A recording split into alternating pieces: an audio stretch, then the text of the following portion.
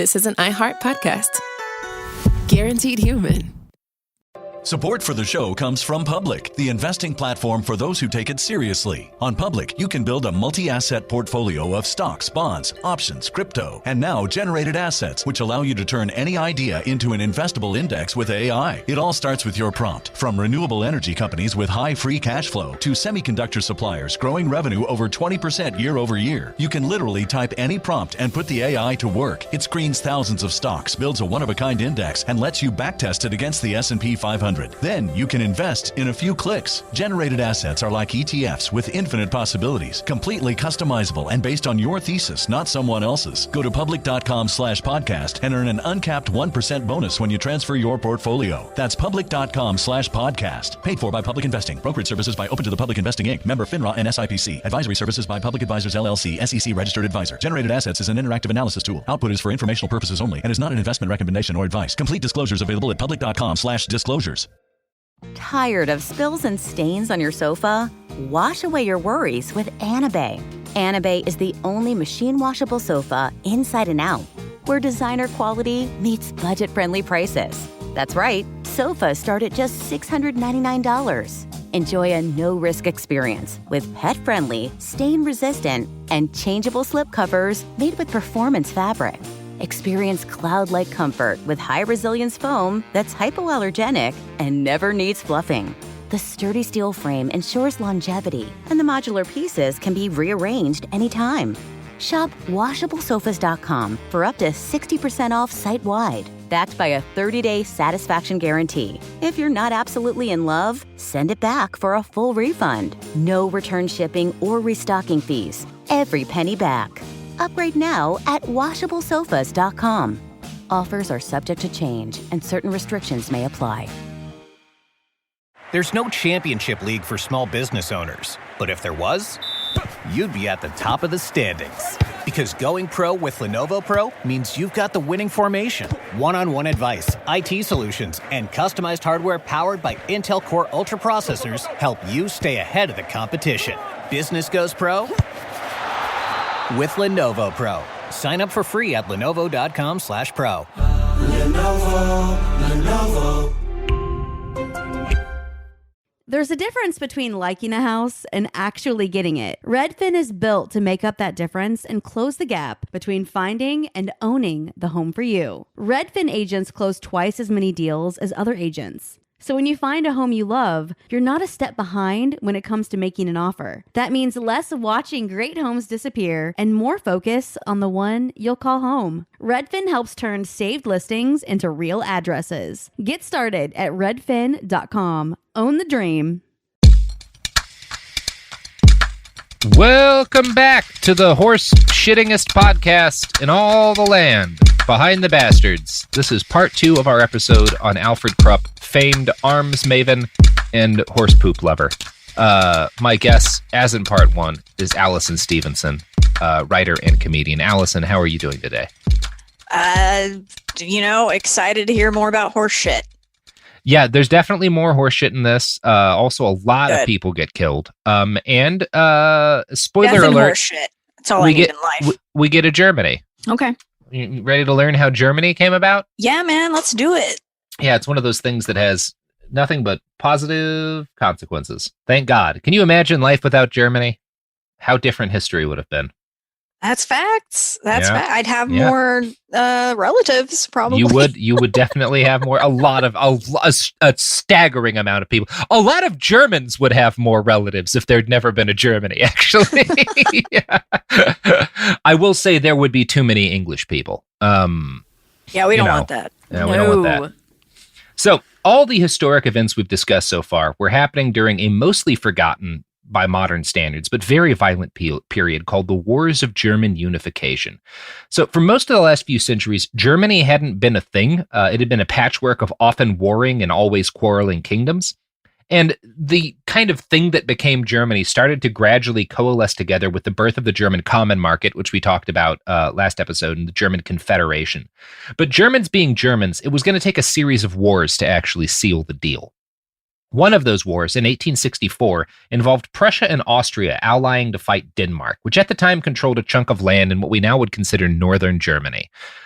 Denmark used to have possessions outside that weird little fucking isthmus or whatever the fuck you want to call it, sticking out of the top of Europe. They owned a bunch of the continent, and the Germans were like, but that should be ours. And so they had a war. Now, when this war kicked off in 1864, the Danish army was small, but extremely experienced. It included one of the highest proportions of combat veterans in continental Europe. And in the past, that had made all of the difference in European wars. More than minor differences in musketry or cannon. It was whether or not your troops were veteran. Because guns sucked and cannons also kind of sucked. So what really mattered was if you had a bunch of guys who were able to stand together when they got shot at and then charge the other guys with sharpened sticks. That was kind of what determined battles. And the Danes had that. And the German army was completely inexperienced. They were well drilled and everything, but they had never actually been in battle. And so everyone kind of, when this started, assumed that the Danish army was going to win. But for this war, the Danes were armed with brass cannons and muzzle-loading muskets, while the Prussians and the Austrians had been armed by Krupp with breech-loading steel cannons. They also had Dreiss needle guns, which were essentially the first bolt-action rifles. So both the Prussian and Austrian armies were, again, made up of guys who had never fought before, but that didn't wind up mattering, because with their advanced cannons and rifles, they cut the Danish army to pieces without breaking a sweat thanks to their advanced firepower. This was the first time that a European war had been decided purely by arms technology, and it would not be the last. So obviously, you look at European conquest of North America, South America, Africa, which is kind of starting in this period, Southeast Asia, they always have a technological advantage on their opponents. But in European wars, they'd all been equal enough that what had mattered was quality of generals and how good your troops were. This is the first time that one European army goes up against another with such an advantage in technology that nothing else matters. Damn. Yeah, and it kind of freaks people out because they'd always assume that we're all equal, right? When we fight these other people who aren't white, we always have an edge, but when we fight each other, we're all on the same. And now suddenly, even playing field. Yeah, suddenly that isn't true anymore. Even killing field. Even killing field. Yeah. So for the first time, people start flipping out about this. Both Austria and Prussia start putting in orders for more guns. And of course, Alfred was happy to sell to them both. And this actually kind of pissed off the King of Prussia, who was presently in the process of getting into a war with his former ally, Austria. So Austria and Prussia fight the Danes and win and take a big chunk of Germany. And then they go to war with each other. And by 1866, both nations were mobilizing to fight. And Krupp had pending orders from both sides. And since Essen was in Prussia, he's under the King of Prussia, who's not happy about the fact that he's arming the guys they're about to go fight. So the King's war... Is this kind of the first time that this sort of thing's happening? Yes. This is the first time that this is happening.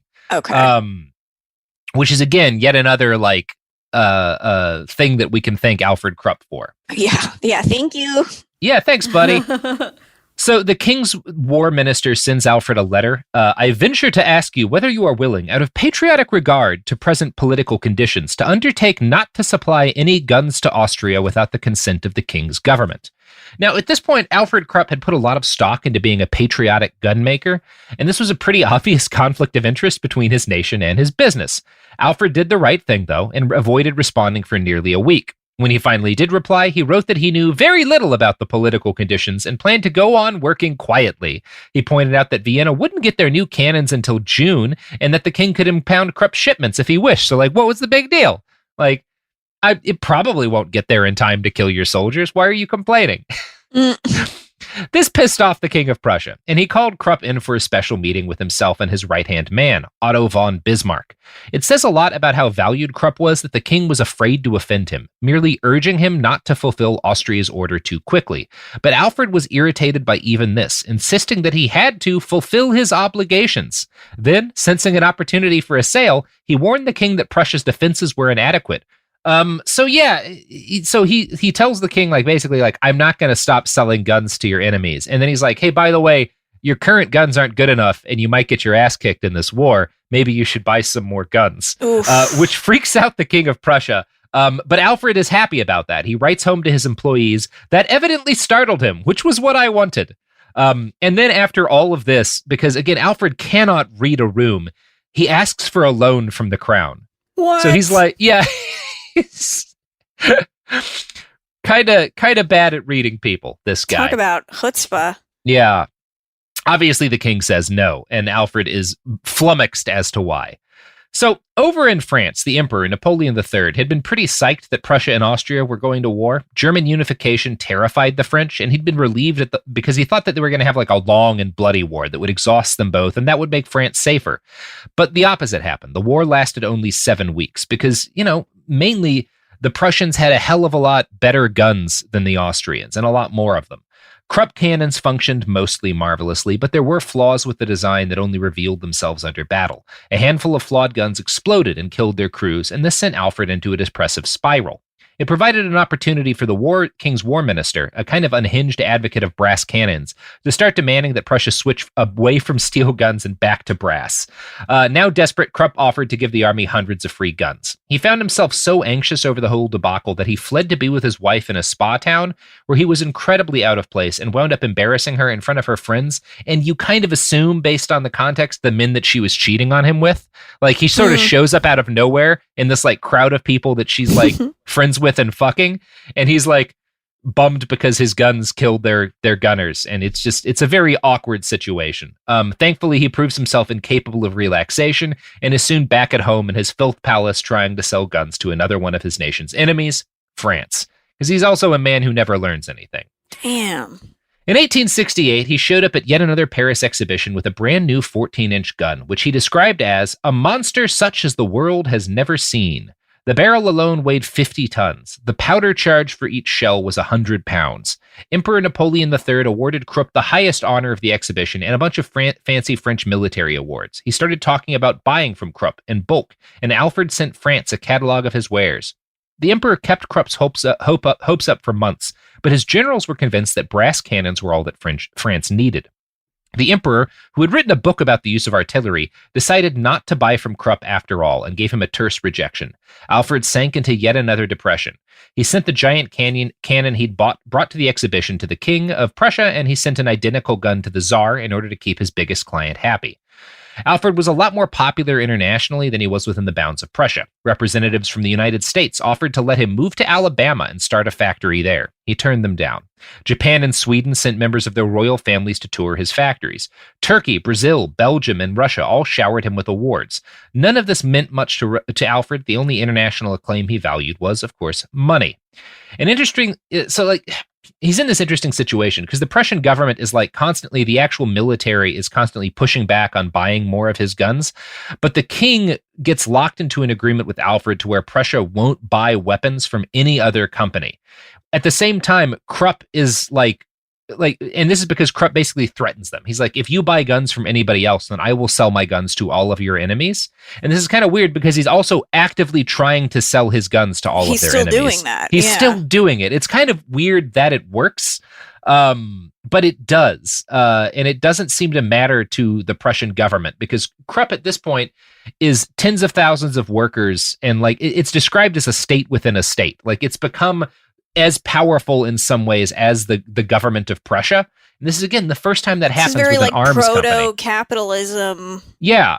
This is early capitalism. This is the first massive international arms concern. And it's so big that it's able to get the government to agree not to buy from anyone else while they're selling to all of the government's enemies. That's very interesting that Alfred's able to do this. And it's because the cannons are that much better than anyone else's guns. Now, at around this same time, Alfred started designing a new home for himself. His factory had polluted Essen so badly by this point that it was no longer fit for human habitation. His workers would continue to live there, of course, but Alfred wanted fresh country air. He interviewed dozens of architects, but decided, in the end, to go with himself. He designed a building based around three main concerns. Number one, he believed that standing or sleeping in one room for too long was toxic. He would consume all of the air and suffocate, so his house had to have hundreds of rooms. Number two, he was terrified of fire, so the entire building needed to be made from stone. And number three, he was absolutely in love with the smell of horse shit. So the entire house had to be built so that it reeked of feces at all times. Beautiful. It's an amazing house. And it's crazy. In the 60s, when this book that it was one of the big sources for this was written, they didn't know how many rooms it had. The counts of the number of rooms in this mansion varied by up to 100. Nobody was quite sure because he liked to spy on people. So it had hundreds of secret passageways in and behind the rooms that he could crawl through and watch people while they were in his house. God. People would just like wake up in the morning and he would have notes in their bedroom about their behavior the day before. He's such a fucking creep. Yeah, he rules. You gotta love Alfred. So, but I want to talk a little bit more about the horse shit. This is like a sitcom in the making. Yeah. Yeah. So from the arms of Krupp, quote, he gave a lot of thought to this being how to get as much horseshit smell into the house as possible. Then it came to him in a flash. What an idea. He could build his study directly over the stable with shafts to waft the scent upward. And that is precisely what he decided to do, crowing, so to speak, on his private dunghill. Jeez.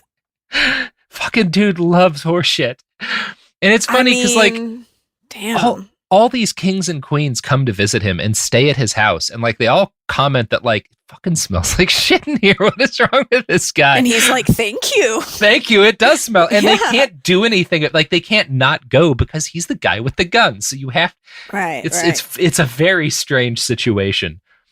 But it is an evidence that if you're rich and successful enough, you can make everybody indulge your like very bizarre whims. 1870 came, and in June of that year, Prince Leopold of Hohenzollern decided to accept the job of being Spain's king, because apparently that's how royalty worked in those days. This really pissed France off because they didn't like the idea of being surrounded on both sides by Germanic monarchs. The French foreign minister threatened Berlin, and the King of Prussia backed down and asked his son to not accept the offer to be the King of Spain. But this was not enough for France. France, in fact, demanded a royal apology from the King of Prussia. This was a bridge too far for the King of Prussia, and he refused. He drafted up a telegram, and he handed it to Otto von Bismarck, who was basically like, Otto's like the prime minister, but he's like basically the guy running the country for the king. And Otto decides that this telegram isn't offensive enough. And so he edits it to make it basically a declaration of war, because there was a bunch of French territory he'd been eyeing a while. He wanted to like take it over for Germany. And he also wanted to test out the German military, because at this point, France is the preeminent military force in Europe. A generation or so earlier, they'd taken on the entire rest of the continent and won for the most part, right up until the end. And Bismarck wanted to prove that Germany was now the stronger military force, and he calculated that France was not as strong as she thought she was, particularly in the crucial realm of artillery. And he also kind of thought that this war would be a good opportunity to finally unify Germany as a single political entity for the first time in history.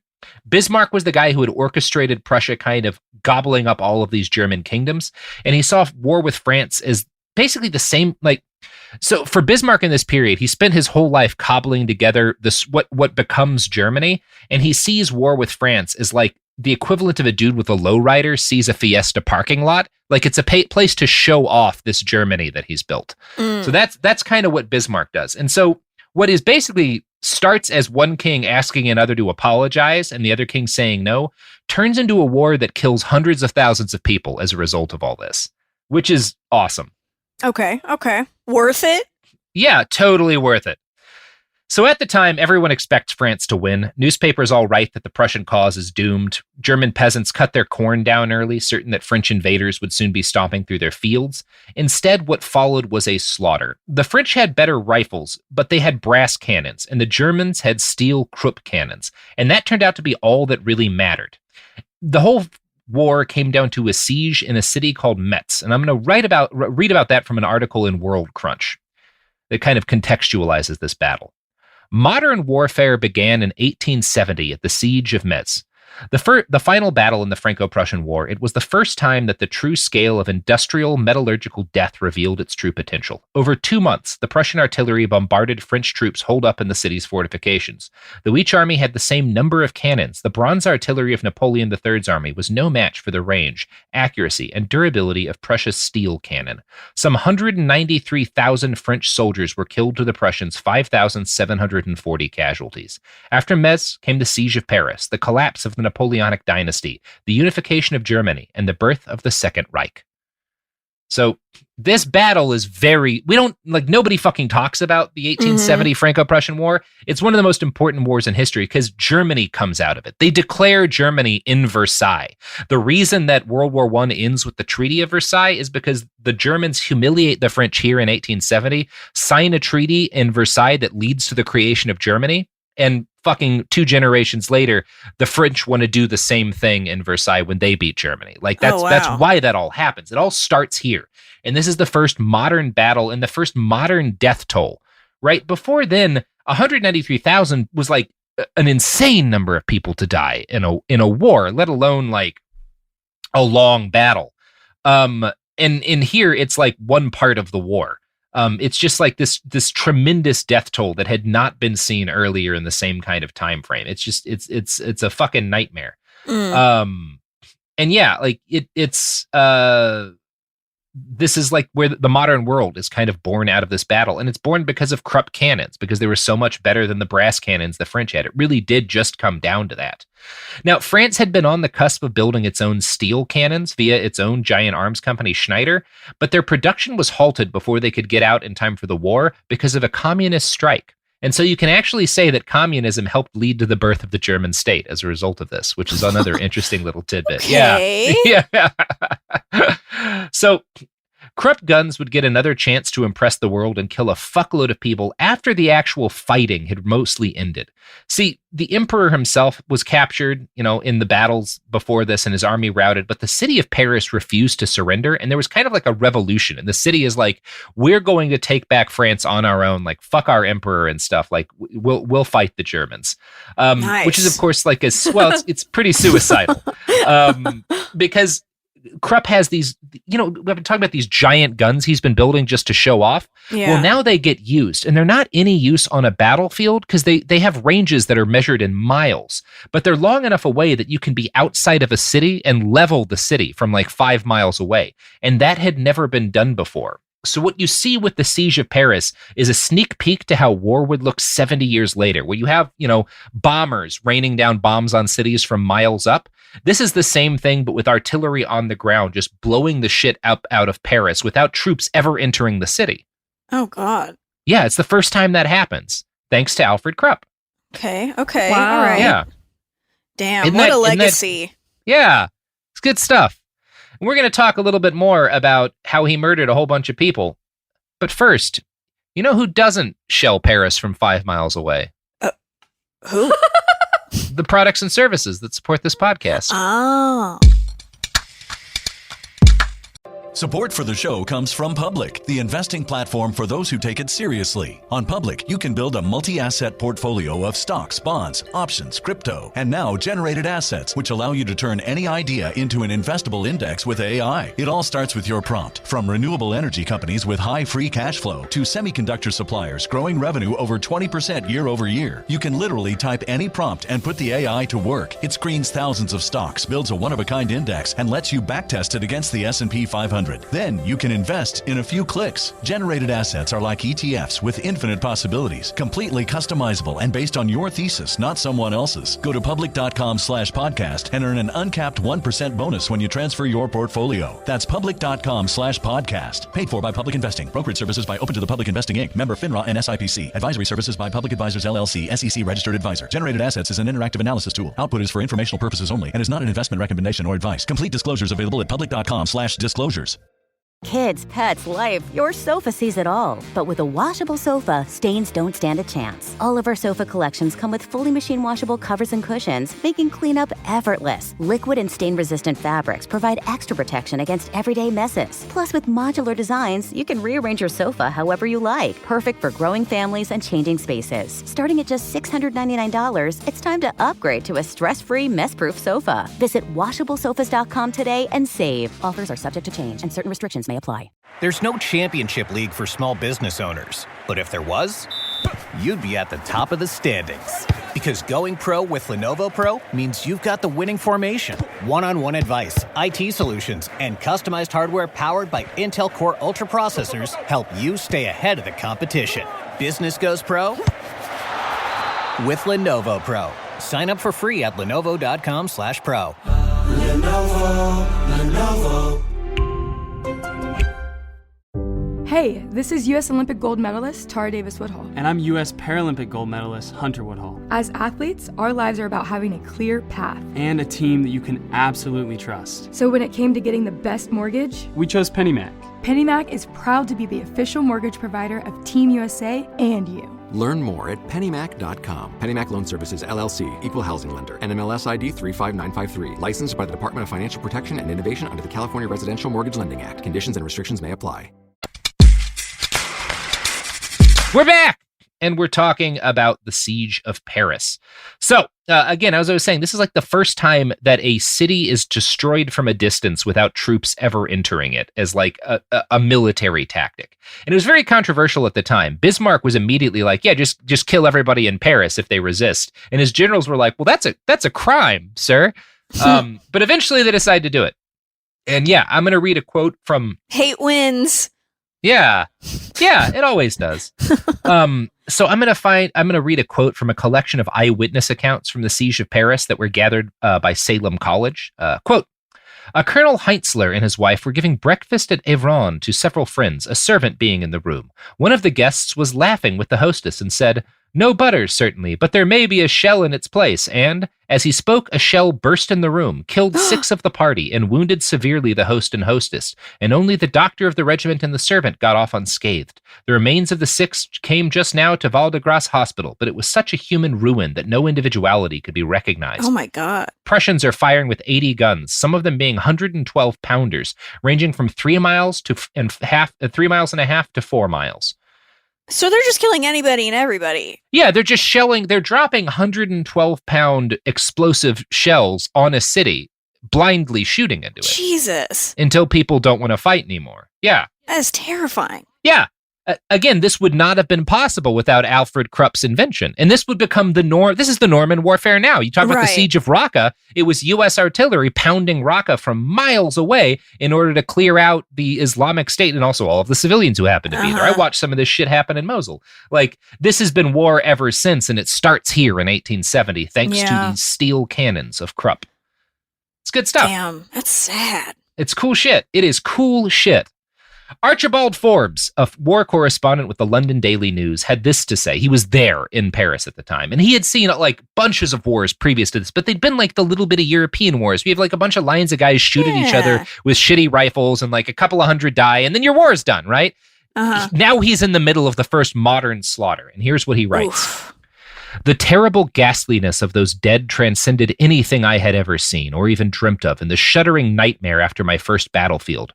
Remember how they had been slain, not with the nimble bullet of the needle gun that drills a minute hole through a man and leaves him undisfigured unless it has chanced to strike his face, not with the sharp stab of the bayonet, but slaughtered with missiles of terrible weight, shattered into fragments by explosions of many pounds of powder, mangled and torn by massive fragments of iron.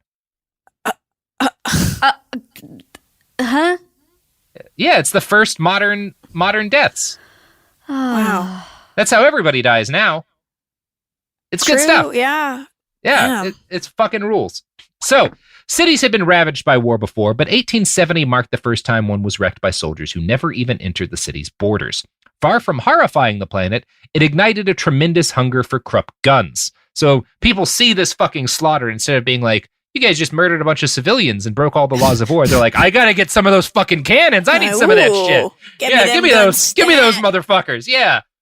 This guy's really good at making guns. Look at how many dead people there are in Paris. Wow. Yeah, it's fucking great. We suck. Humanity sucks. This is not one of our more optimistic about people episodes. It sure isn't. At least governments suck. And journalists. A lot of the time, journalists. Yeah. So, from the arms of Krupp, quote, Krupp cannon became the new status symbol of nations. Turkey used them to guard the Bosphorus, Romania to protect the 40 bastions of Bucharest. According to legend, tiny Andorra bought a long-range gun and then discovered that it couldn't be fired without hitting French soil. In 1873, the Krupp work payroll was half again as large as in 1870. The firm had surpassed the peak of its wartime production. Then came the Sino-Japanese War scare of 1874 to 1875, the first in a long series of plums which fell into Alfred's lap. Tokyo had purchased cannon from Schneider, and the Chinese warlords had been buying from Armstrong. But by now, memoirs of men who had fought at Sedan, Metz, and Paris, those are all battles from 1870, were being read over the globe. When Krupp wrote flattering letters to Li Hongchang, the Bismarck of Asia, and sent him a model railroad, Li responded by ordering 275 field guns, another 150 cannon to arm the Taku fort guarding the approach to Tientsin, and a complete armament for 8 warships. In gratitude, Alfred hung over the head of his bed a portrait of Li, despite his fear of combustible objects in the castle. Word of his Chinese coup reached Potsdam. Krupp tells governments what they must buy. If governments were poor enough, he really did. Backward countries were given shipments of obsolete weapons. Despite the huge bill paid by Asia's Bismarck, Li Hongchang didn't receive Essen's latest model, which was being delivered to St. Petersburg that winter. The Taku forts got outdated cannon, and a handsome order from Bangkok was filled from the same prescription. Alfred wrote tartly, Chinese and Siamese can blow their enemies to bits well enough with these. Wow. Yeah. Send the shitty guns that explode sometimes to the Asians. They're not white. Damn. Yeah, he's a real piece of shit. Yup. Yeah, he's a terrible person. He's a real piece of horse shit. Sorry. Yeah. Can't help No, it. don't say that. That's a compliment to Alfred. Yeah, he would love to hear that. You tell him he's a piece of horse shit, he would say, thank you. Yes, but to everyone else, Yeah, except for they'd have to pretend to like it because they want his guns. fair enough. Krupp, one of the things I guess that is kind of heartening here is that as successful as he was, Krupp was fundamentally incapable of taking any pleasure in his success. He always found new things to worry about. Oh, well, that's good. Yeah, as the 1870s rolled on, this thing was communism. So in 1870, when I love that there's no like guilty conscience going on. It's like, he's just more worried about how his guns are going to sell. He is incapable. The only thing he ever feels guilt about is when his guns blow up and kill German crews. Yeah. He's a good dude. So he starts flipping out about. Now he thought communism was pretty funny in 1870 when the French went on strike and they didn't get their steel cannons in time. But in 1871, the Social Democratic Party goes on strike in Germany and threatens to shut down the mines that brought Krupp his iron and coal. Alfred was furious. He issued a company directive that neither now nor at any future time would a former striker be allowed to work for Krupp. He was cunning enough to recognize that strikes and communist sympathy among workers were caused by the fact that a lot of workers were miserable and desperate. He decided to address this by issuing a groundbreaking list that he called his General Regulations. These guaranteed his permanent employees a pension, health care, old age care, and a variety of other benefits that we now lump together as part of a social safety net. He invents welfare, basically. He's the first company to do a pension, is Krupp. Wow. See, if this was to be made into a movie, that's the only thing that they would that they would say about him and ignore all the weapons shit. Well, and it's not as good as it sounds. So he sends out a list of these benefits to his employees, in part to make sure that they won't strike. But the lists aren't mostly benefits. They're mostly a list of obligations that the workers have to the company. Now, okay. Yeah, so he like really focuses on what the companies owe the firm, and he liberally threatens his workers throughout the document, as in this passage. The full force of authority must be used to suppress disloyalty and conspiracy. Those who commit unworthy acts must never be permitted to feel safe, must never escape public disgrace. Good, like wickedness, should be examined through a microscope, for there truth is to be found. Even as a seed bears fruit in direct ratio to the nourishment or poison it is given, so it is that from the spirit that an act benign or evil arises. And again, the act that is evil he's talking about is like unionizing. Which is, yeah. Now, the more Krupp played with the idea of his general regulations, the more they turned into a corporate dictatorship. He decided that his company was entitled, because he was now paying them pensions and stuff, his company was entitled to an employee's full and undivided energy. And he gradually came to feel that meant Krupp should be the entire focus of a Krupp employee's life. To that end, he developed housing colonies for his employees, each building named after a Krupp ancestor. He built a bread factory, a wine store, a butcher plant, and even a hotel. The city of Essen turned into an extension of Alfred Krupp's personal property. Whoa. From his vantage point, the best thing about providing all of these services to his employees was that he could take them away from workers who did things he's disapproved of and destroy their entire lives. A dismissed employee lost everything, even his pension and, of course, his company home. Alfred wrote to the Kaiser that this system would, quote, be useful for the prevention of socialistic errors. Because you lose your whole life if you get fired now. Damn. So you won't go on strike. That feels kind of true today. Yeah. Thanks, Alfred. Yeah, not much different. He's a trailblazer. Not like an Alfred right now. To help further prevent those errors, Krupp instituted a program of snooping, the first centralized workplace espionage program. He's like OG Big Brother. Yeah, you talk about like the late 1800s, like the 1890s through the 1920s. This is huge in the United States. The Pinkertons are a big deal. Krupp is doing this in the early 1870s. He is the first company to have an organized program of spying really on its workers. Time. Yeah, very ahead of his time. Today, companies like the Pinkertons provide corporations like Amazon with surveillance of workers who might want to unionize, and that starts with Krupp, who ordered, quote, a constant quiet observation of the spirit of our workers, so that we cannot miss the beginning of any ferment anywhere. And I must demand that if the cleverest and best workman or foreman even looks as though he wants to raise objections or belongs to one of those unions, he shall be discharged as quickly as practicable, without consideration of whether he can be spared. Wow. Mm-hmm. He's a fucking cool dude. Let's just go to ads and not think too much about any of this. Support for the show comes from Public, the investing platform for those who take it seriously. On Public, you can build a multi-asset portfolio of stocks, bonds, options, crypto, and now generated assets, which allow you to turn any idea into an investable index with AI. It all starts with your prompt. From renewable energy companies with high free cash flow to semiconductor suppliers growing revenue over 20% year over year, you can literally type any prompt and put the AI to work. It screens thousands of stocks, builds a one-of-a-kind index, and lets you backtest it against the S&P 500. Then you can invest in a few clicks. Generated assets are like ETFs with infinite possibilities, completely customizable and based on your thesis, not someone else's. Go to public.com/podcast and earn an uncapped 1% bonus when you transfer your portfolio. That's public.com/podcast. Paid for by Public Investing. Brokerage services by Open to the Public Investing Inc. Member FINRA and SIPC. Advisory services by Public Advisors LLC, SEC registered advisor. Generated assets is an interactive analysis tool. Output is for informational purposes only and is not an investment recommendation or advice. Complete disclosures available at public.com/disclosures. Time for a sofa upgrade? Introducing Anabay Sofas, where designer style meets budget-friendly prices. Anabay brings you the ultimate in furniture innovation with a modular design that allows you to rearrange your space effortlessly. Perfect for both small and large spaces, Anabay is the only machine-washable sofa inside and out. Say goodbye to stains and messes with liquid and stain-resistant fabrics that make cleaning easy. Liquids simply slide right off. Designed for custom comfort, our high-resilience foam lets you choose between a sink-in feel or a supportive memory foam blend. Plus, our pet-friendly, stain-resistant fabrics ensure your sofa stays beautiful for years. Don't compromise quality for price. Visit washablesofas.com to upgrade your living space today. Sofas start at just $699 with no risk returns and a 30-day money-back guarantee. Get up to 60% off plus free shipping and free returns. Shop now at washablesofas.com. Offers are subject to change and certain restrictions may apply.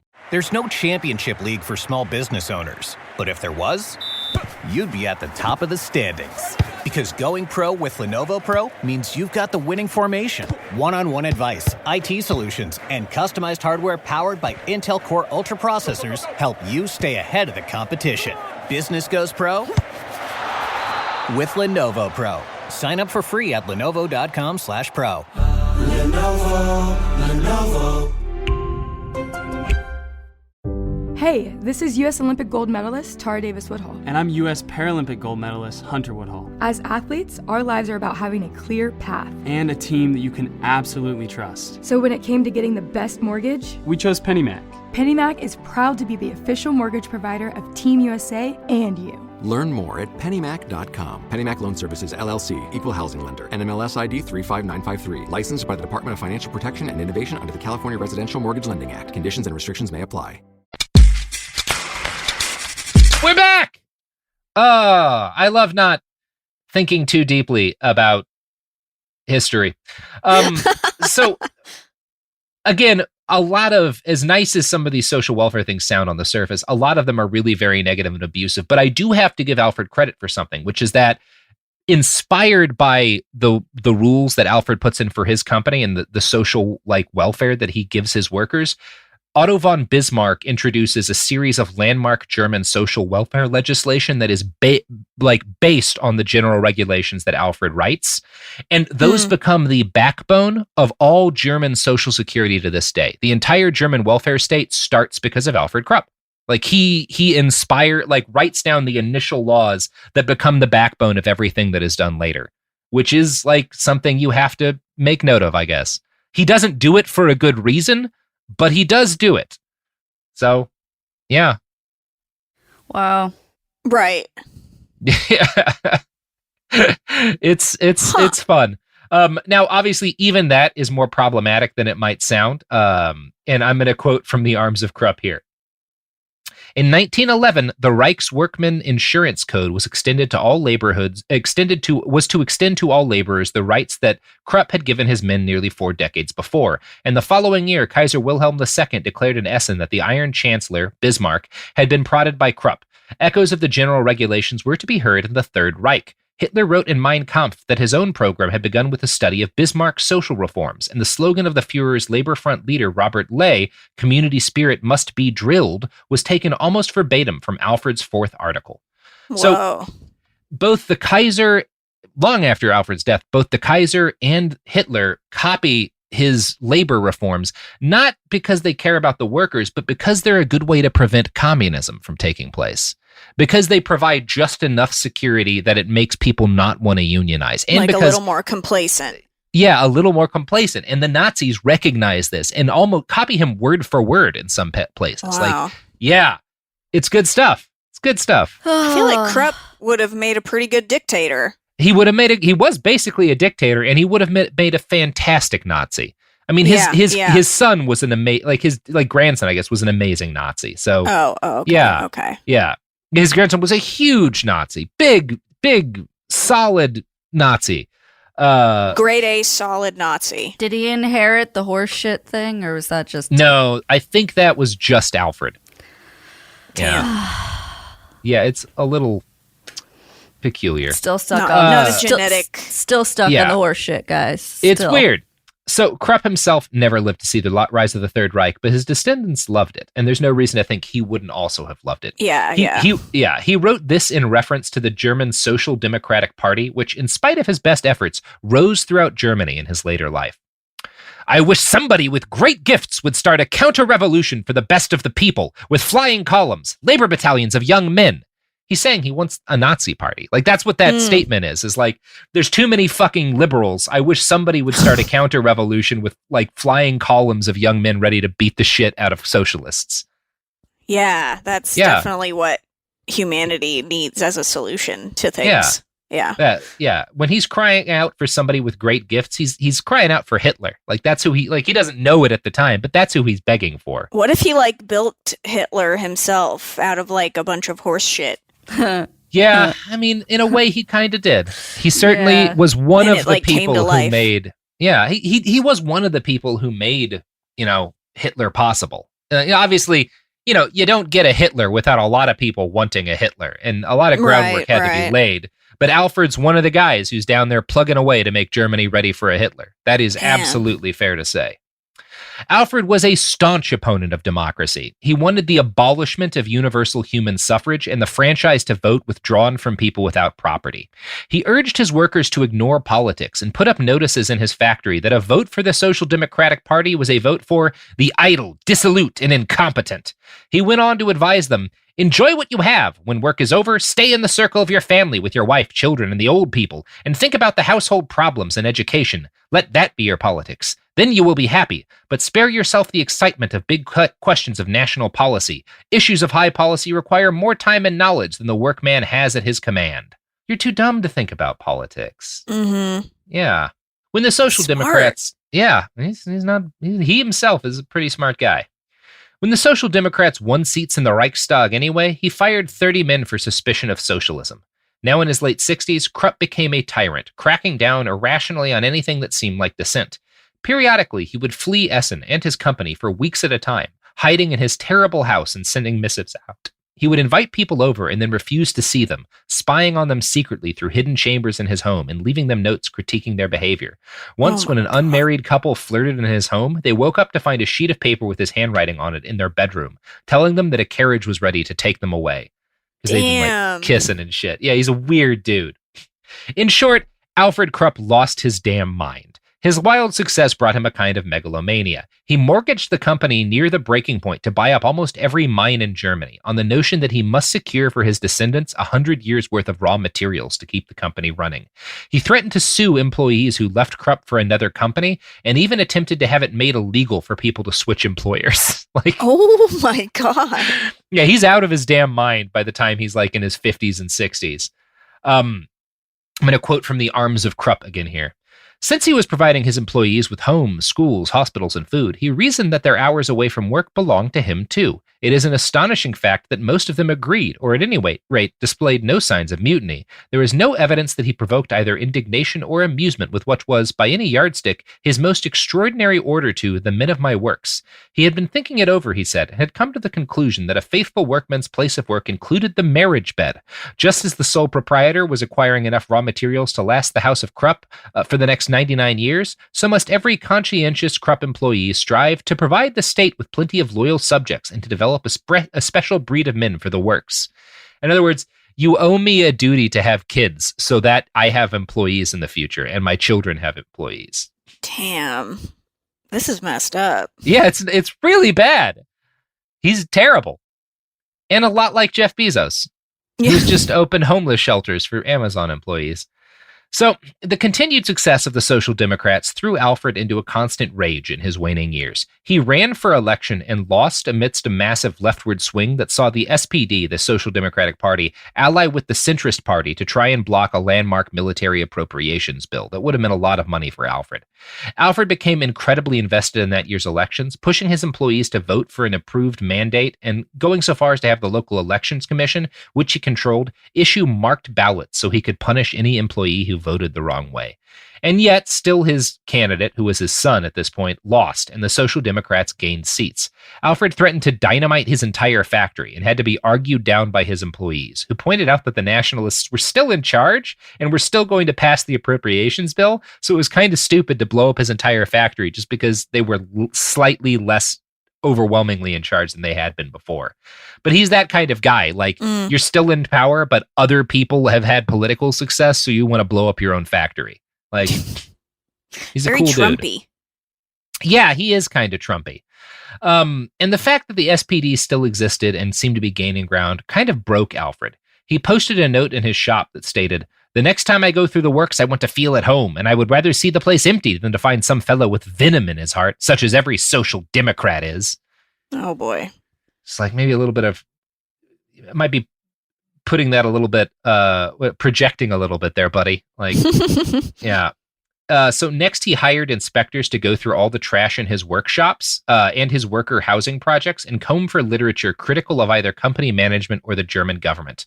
An old man who had worked as a Krupp night watchman for 33 years was fired. So was a worker whose landlady had wrapped his lunch in a newspaper Alfred disliked. Alfred considered this program a great success, and so he hired a new inspector to go through the used toilet paper to see if socialists had left any notes in the bathroom. He's fucking out of his mind at this point. And it's weird because the left never harmed his business in any way. In fact, the last decade or so of his life was the most profitable period in Krupp history to date. At least 15 little wars broke out involving countries he sold arms to. Sometimes his clients even fought each other. Yeah, and he loved this.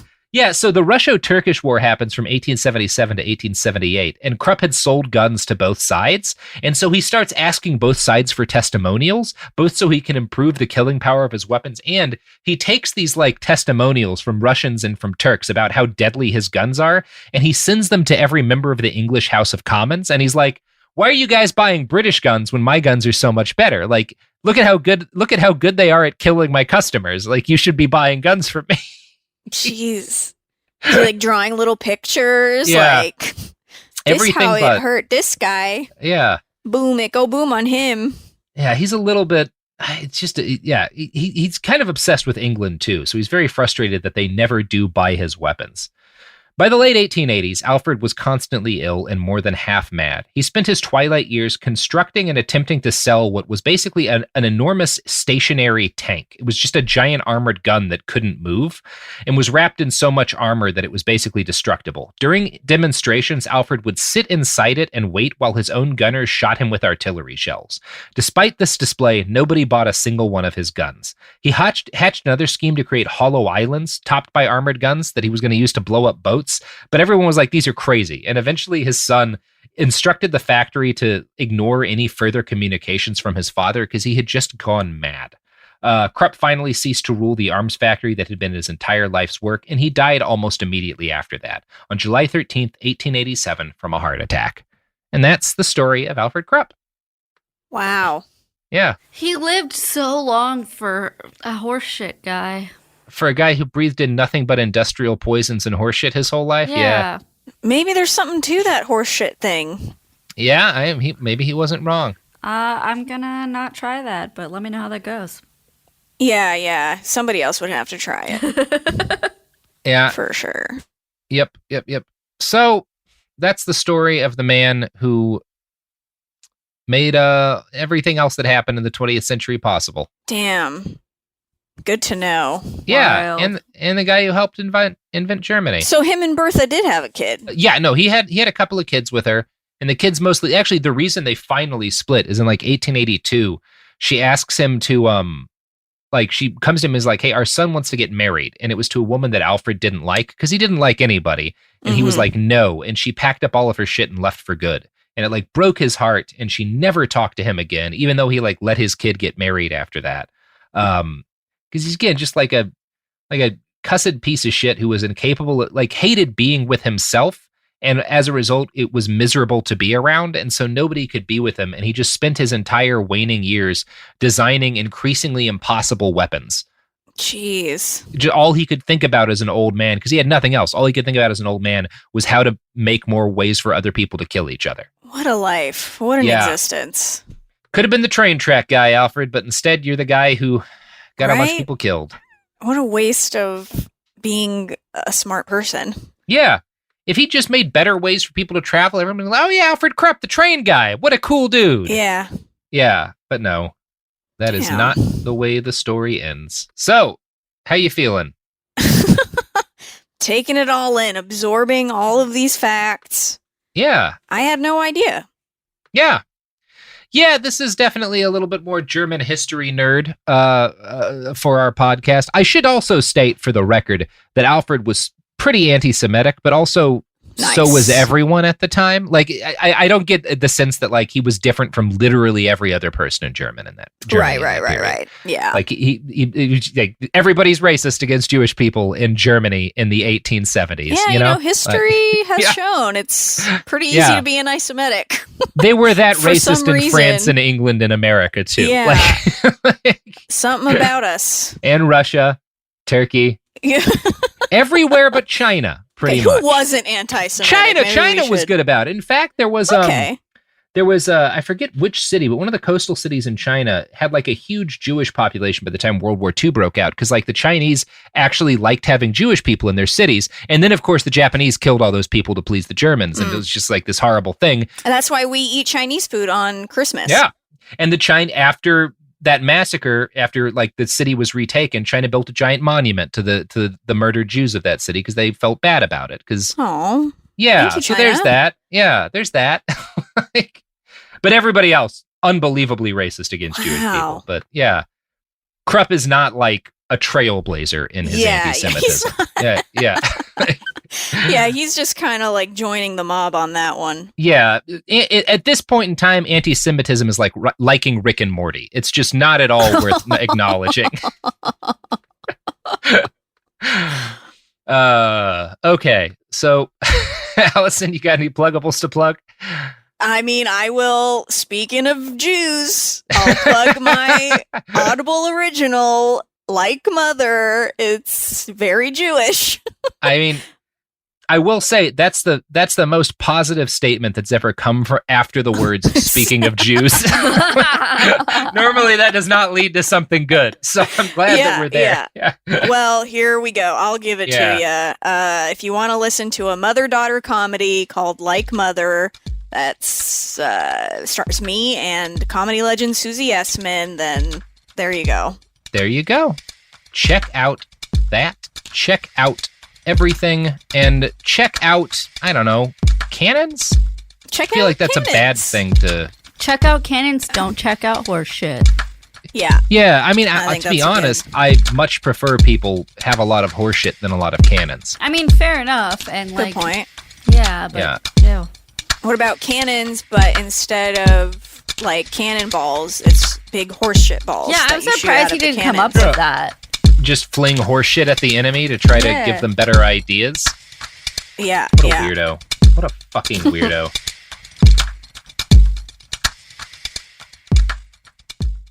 Tired of spills and stains on your sofa? Wash away your worries with Anabay. Anabay is the only machine-washable sofa inside and out, where designer quality meets budget-friendly prices. That's right, sofas start at just $699. Enjoy a no-risk experience with pet-friendly, stain-resistant, and changeable slip covers made with performance fabric. Experience cloud-like comfort with high-resilience foam that's hypoallergenic and never needs fluffing. The sturdy steel frame ensures longevity, and the modular pieces can be rearranged anytime. Shop WashableSofas.com for up to 60% off site-wide, backed by a 30-day satisfaction guarantee. If you're not absolutely in love, send it back for a full refund. No return shipping or restocking fees. Every penny back. Upgrade now at WashableSofas.com. Offers are subject to change, and certain restrictions may apply. Pro drivers live for race day, but for small business owners, every day is race day. That's why going pro with Lenovo Pro matters. One-on-one advice, IT solutions, and customized hardware powered by Intel Core Ultra processors keep your business on the right track. Business goes pro with Lenovo Pro. Sign up for free at lenovo.com/pro. Lenovo. You're listening to a podcast, so you're doing something else too, like maybe scrolling home listings on Redfin, saving places you like without thinking you'll get them, because that's what house hunting has become. But Redfin isn't built for endless browsing. It's built to help you find and own a home. Redfin agents close twice as many deals as other agents, which means when you find a place you love, you've got a real shot at getting it. Redfin helps turn saved listings into real addresses. Get started at redfin.com. Own the dream. This is Bethany Frankel from Just Be with Bethany Frankel. Most dog food is marketing, not nutrition. That is why Biggie and Smalls eat just food for dogs, real 100% human-grade food with ingredients I actually recognize. And yes, I do see the difference. Better digestion, healthier skin, more energy, dogs that feel better, my babies. If you've been on the fence about switching, stop overthinking it. What's more important than your furry babies and their health? Go to justfoodfordogs.com right now and get 50% off your first box. No code needed. Just try it. This is an iHeart podcast. Guaranteed human.